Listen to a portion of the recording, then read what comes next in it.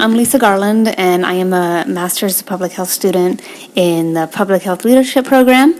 And this summer, I went to Honduras, specifically El Corpus and Choluteca.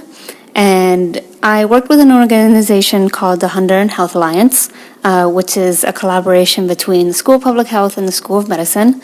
And it's actually pretty cool because as public health leaders, we actually train the first year medical students how to give effective charlas or chats.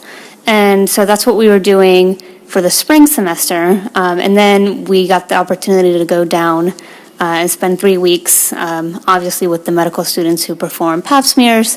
But as public health leaders, we checked in all the women. In total, we saw around 550 women, which is really amazing.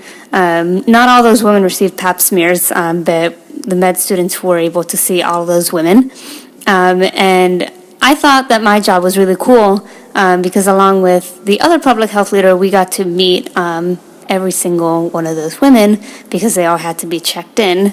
The one story that comes to mind is there was one woman in particular, and we did have a lot of discussions surrounding domestic violence, but with this particular case, and I should backtrack and say that I have done a little bit of work with domestic violence, and I am a volunteer educator for the Campus Center, and so I felt comfortable talking to these women that presented with domestic violence issues.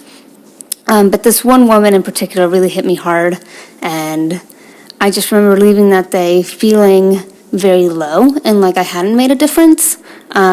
And as we were leaving clinic, she had stuck around. This woman had walked 2 hours just to come to clinic, and she came up to me and she gave me a hug and she said, "Thank you so much for just listening to me." That was just such a big deal for me to just sit there and listen to her. And of course, I had given her resources and talked to her about what she could do. But that part just really hit me, that even when you feel like you're not making a difference, you truly are. So that's just kind of a snapshot of one of the many experiences that I had down there. Obviously, a lot of fun, not just with my public health co-leader, but also with the med students. We had a great team of attendings and one resident, and if I could do it again, I would absolutely do it all over again.